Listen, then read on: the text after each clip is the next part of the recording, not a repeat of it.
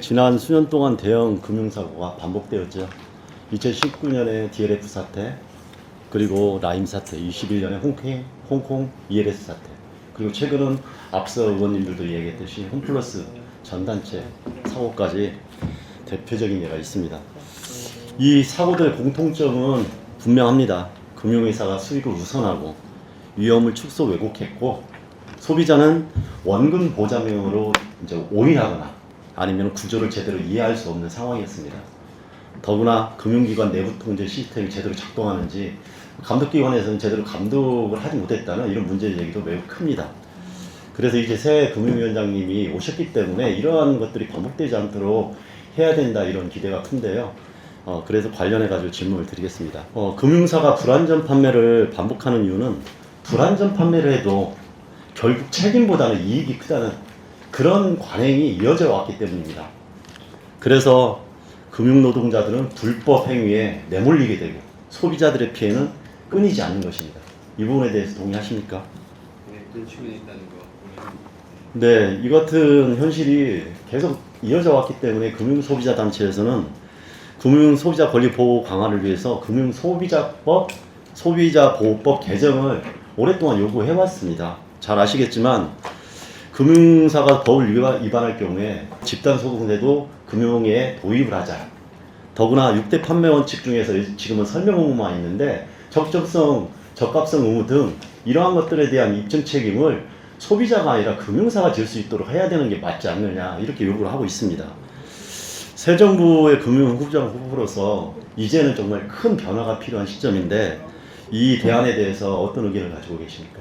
2020년에 금융소비자보호법 제정할 때 네네. 말씀 주신 이 사안까지 해서 폭넓게 논의가 됐는데 또 여러 가지 의견들이 있고 따져볼 부분이 있어서 2020년 제정할 때는 이런 부분들이 이제 빠지고 만들었는데 지금도 역시 뭐 여러 가지 취지는 말씀하신 부분에 공감을 하는데 또 현실적으로 이거를 이제 적용할 때 문제들이 있어서 제가 한번 임명된다면 금융소비자보호를 위한 실효성 있는 제도 어떻게 확립할 수 네, 있을까? 그동안 또 논쟁거리는 있었죠. 당연히 우려에 대한 부분도 있는데 사실은 그거보다는 피해가 반복되는 것들이 훨씬 더 큰 문제였기 때문에 기존의 관점에서 이것을 전향적으로 판단하고 이제는 새롭게 도입하고 거기에서 발생하는 문제를 최소화하기 위한 노력을 해야 된다.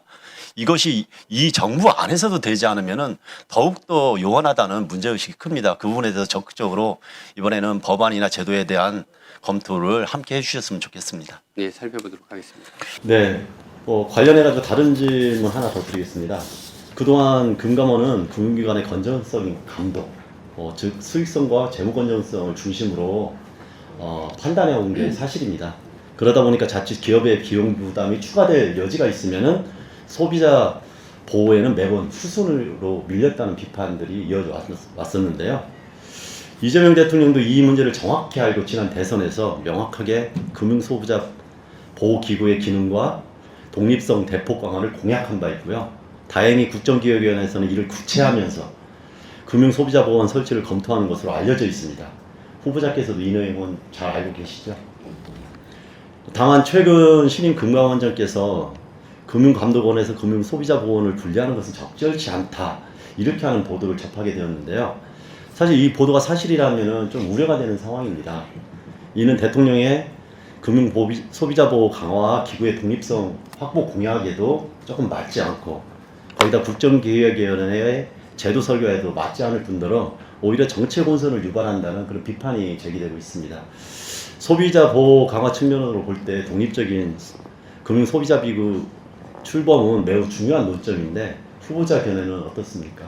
의원님 말씀 주신 대로 점점 이제 고령화가 된다거나 그다음에 이제 결국 금리라는 수익성 이런 측면에서 말씀하신 요구가 많기 때문에 그런 측면에서 금융 소비자 보호는 계속해서 더 강화돼야 된다는 그 말씀은 타당하신 것 같고요. 다만 그거를 달성하는 방법을 뭘로 할 거냐 이런 부분들은 조금 더 논의를 해보면서 다양한 방법 중에서 어떤 게 효과적인지 그런 걸 좀 살펴봐야 될 것 같아요. 네네, 어떤 말씀인지는 잘 알겠는데요. 사실 그동안의 그런 이런 답변들은 그동안의 금융위원회에서 했던 답변과 크게 결이 다르지 않습니다. 그런데 그런 식으로 지금까지 제도 설계를 하고 좀 더 전향적이고 혁신적인 방안을 고민하지 않았기 때문에 이러한 큰 대형 사고가 발생을 한다고 저는 생각합니다. 그래서 내부적인 통제뿐만 아니라 법과 제도를 조금 더 전향적으로 판단하면서 개선해야 되지 않을까 생각을 하고요. 이런 부분에 대해서도 좀 책임 있게 문제 해결을 위해서 노력해 주시고 이러한 논의가 있을 경우에 적극적으로 응답해 주시기를 부탁드리겠습니다. 네네, 취지 잘 이해했습니다. 네. 오늘 후보자님은 모두 발언에서도 취약계층의 과도한 채무 부담을 완화하고 금융 접근성을 강화하겠다 이렇게 말씀하셨습니다. 그리고 그 핵심 사업인 장기 연체 채권을 소각하고 채무 조정하는 사업에 대해서 질문을 드리겠는데요. 4천억이 배정된 장기 연체 채권 소각 및 채무 조정 프로그램은 7년 이상 연체된 5천만 원 이하 개인 무담보 채권을 대상으로 하고 대상자가 113만 명에 달하는 거 잘 알고 계시죠? 네. 그런데 여기서 자칫 놓칠 수 있는 부분이 있어서 질문을 드리겠습니다. 캠코가 과거 유사 사업에서 보유하고 있는 채권이 있죠. 네. 예, 한마음금융이나 희망모아 그리고 이제 국민행복기금 등인데 제시된 자료처럼 2004년부터 시작된 채무조정 사업으로 그동안 캠코가 보유해온 채권이 채무자만 볼 때 33만 8천여 명에 달합니다. 이분들 모두 이번 채권 소각 및 채무조정 사업 기준에 해당하는 7년 이상의 연체자들이고요. 대다수는 10년 이상 연체자들이고 그중에 20, 30년 연체하신 분들이 60%에 달합니다. 그리고 40년 가까이 연체하신 분들도 계시죠. 하지만 이들 모두 이번 회생 프로그램에 과연 해당되는가 이게 명확하지 않아서 지금 혼선을 빚고 있습니다. 이 부분이 내용이 좀 담겨져 있습니까?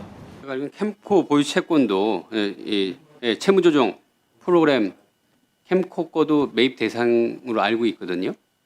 네, 그러면은 이 부분이 제대로 포함돼 가지고 되도록이면 많은 분들이 가장 어려운 시간에 힘들었던 분들이 사회 구성원으로 복귀할 수 있도록 해주십시오. 이재명 대통령께서도 신용불량자가 7년이면은 압류, 경미, 신용불량자 등으로 거래도 안 되고 이로 인해 가지고 사실 임금도 못 받기 때문에 알바도 못 한다. 이런 절실함에 대해서 우리가 깨달아야 된다. 이렇게 강조하셨잖아요. 근데 20, 30년이면 오죽하겠습니까? 정말 많은 사람들이 수십만 명이 여기에서 제외되지 않도록 꼭 해주시길 부탁드립니다. 그리고 또 하나는 알고 계시는지 모르겠는데 금융위원회가 직접 이걸 관리하고 있는데 최근 5년간 추심사 지출한 수수료가 1117억입니다. 이 부분은 정확하게 알고 계시고 추심이 과도하다는 비판이 있기 때문에 이제는 추심이 아니라 회생을 중심으로 이것을 제대로 설계해 주십사 강력하게 요청을 드립니다. 네, 살펴보겠습니다. 네. 자,